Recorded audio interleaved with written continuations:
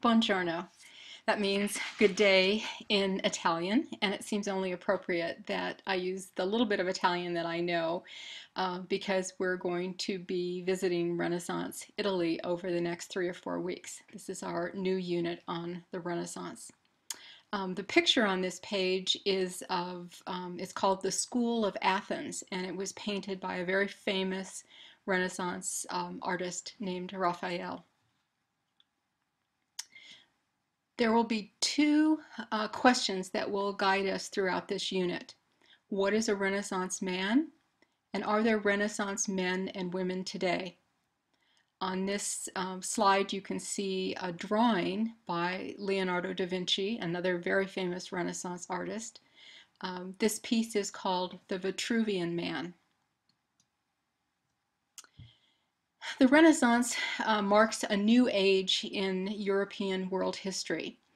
It began in the rich city-states of northern Italy. At the time, there were about 250 independent city-states on the Italian peninsula. And the dates that are sometimes given to the Renaissance are 1350 to 1600, although that's variable. You'll see different dates. There aren't hard and fast, start and finish to this. The two most important or most powerful Italian city-states were Florence, which is right here, kind of on the thigh of the boot, and up here on the coast is Venice.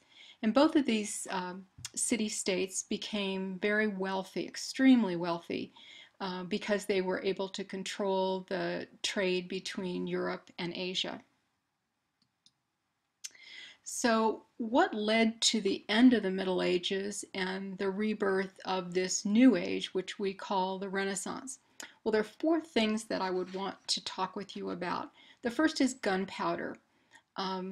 Toward the end of the Middle Ages, gunpowder was introduced to Europe from China.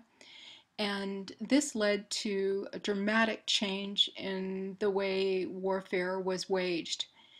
You can imagine that knights on horseback with lances, weren't going to be any match for an army with a cannon. At the same time, the real powerful figures in the Middle Ages were the nobles who had castles, and there were lots of them in any given region. And the peasants would flock into these castles and look for the nobles' protection. So there were the dukes and the earls and so forth. But by the end of the Middle Ages, these kind of petty nobles were beginning to lose their power. And the new power brokers on the scene were kings with centralized powers. And these kings often had armies, and these armies, were beginning to have armaments such as the cannon. A third factor that led to the end of the Middle Ages and this age of the Renaissance was a tremendous loss of respect for church leadership. The picture on this page is of Alexander VI.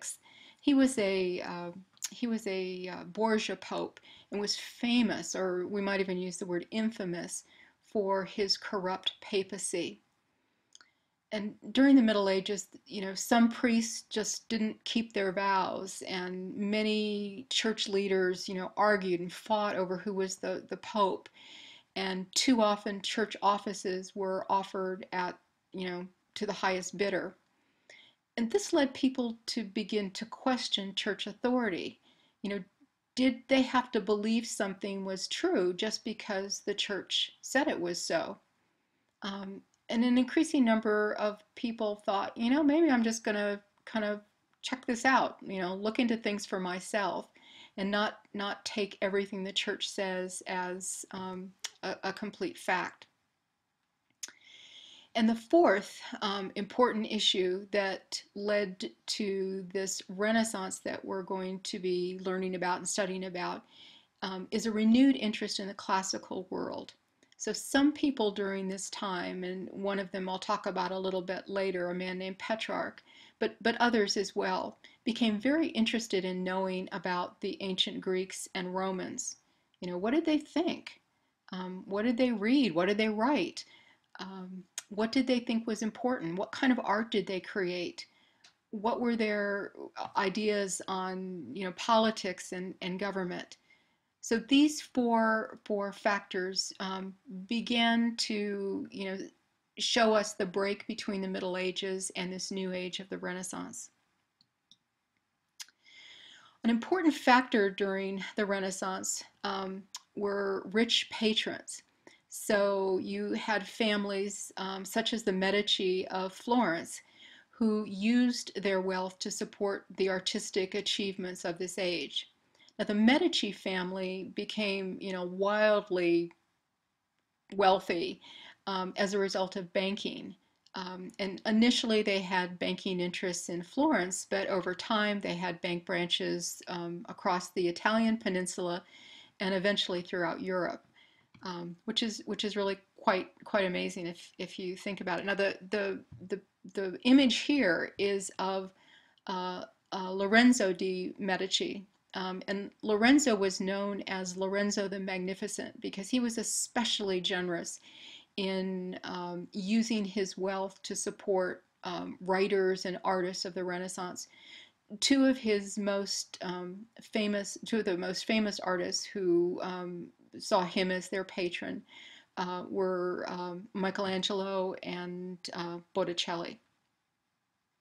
Looks like quite a severe man. So I talked a little bit earlier about the rediscovery of the ancient world, and especially Italian artists and scholars began to look at classical literature, and they began to revive the ideas and the art of ancient Greece and Rome. Now, two people that they were particularly interested in were Plato, who is on the left. This is a sculpture of his head. And Plato, of course, was a very, very famous ancient Greek philosopher. And in the center is a bust of Cicero. And Cicero lived during the period of ancient Rome. And he was a statesman, he was a writer, he was an amazing orator. In fact, he's probably known as one of the most, powerful speakers in history. But he was also an incredibly prolific letter writer, which brings us back to our friend Petrarch, because Petrarch rediscovered Cicero's letters, and it was that event that many people see as the initiating event for the beginning of the Renaissance. And it's for that reason, too, that Petrarch, sometimes you'll hear his name pronounced as Petrarch. It's kind of tomato, but I say Petrarch. Most people agree that he is the father of the Renaissance. Looking at his picture, the image of him here, he looks so humble and modest. It's almost hard for me to understand or believe that he was, he instigated this tremendous movement in Europe that was so full of energy and such, we saw such an explosion of ideas. But I guess it just goes to support the old adage that you can't always tell a book by its cover. I wanted to introduce you to just a few of the major figures of the Renaissance. You might not recognize their faces, but I think that you will have heard of them and maybe seen some of their work.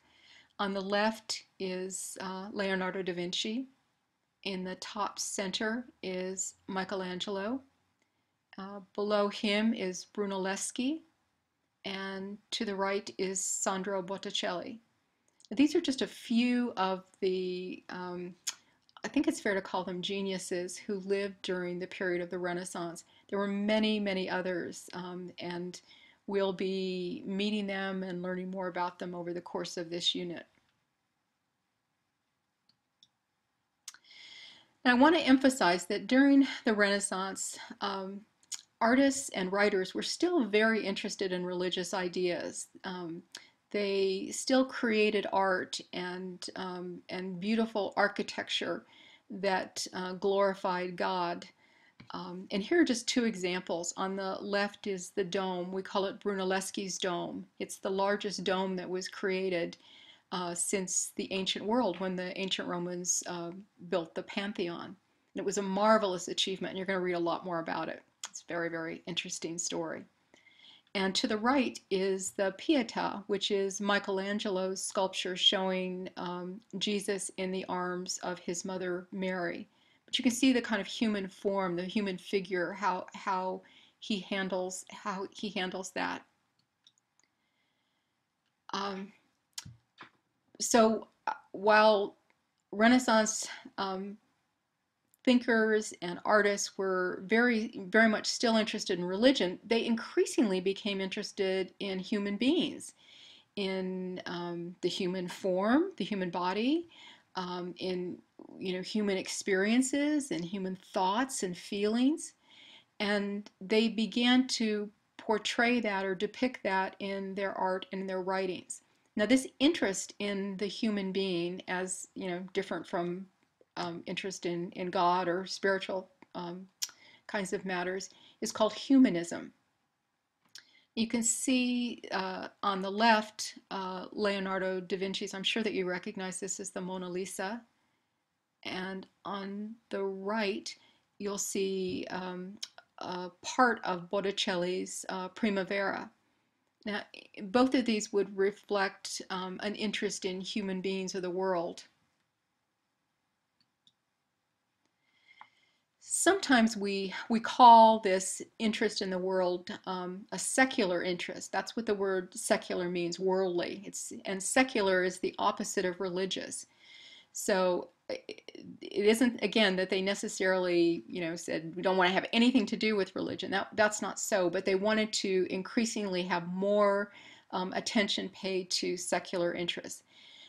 Two examples that I wanted to talk with you about briefly are Baldassare Castiglione, who's pictured on the left. This is a painting of him by the artist, the Renaissance artist Raphael. And he's important to us because he wrote kind of the bestseller of the Renaissance. It was a book called The Book of the Courtier. And it was this sort of a self-help book. It was a guide to young men during that period to teach them how to become the perfect, Renaissance gentleman. And on the right, you can see a book plate from a book called The Prince, which was written by the writer Niccolo Machiavelli. And you may have heard of Machiavelli before. His book, The Prince, is an important treatise on government and politics. He discusses, what is good government, what makes a good ruler, and his ideas have had a tremendous influence on us all the way to modern day. His book is still, read in colleges and universities. We're going to read a little bit of it in our class. And I will also read a little bit of Castiglione's book too. And as we read these, we're going to continue to come back to our guiding question. What is a Renaissance man? What does that mean? And what kinds of ideas do we have about Renaissance people today? Is there such a thing? So the new ideas of the Renaissance, had a tremendous effect and influence on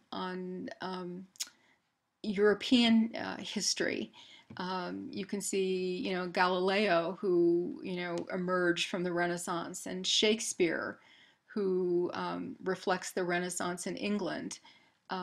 Here's a picture of a self-portrait of Sofonisba Anguissola, who was a very important woman artist during the Renaissance.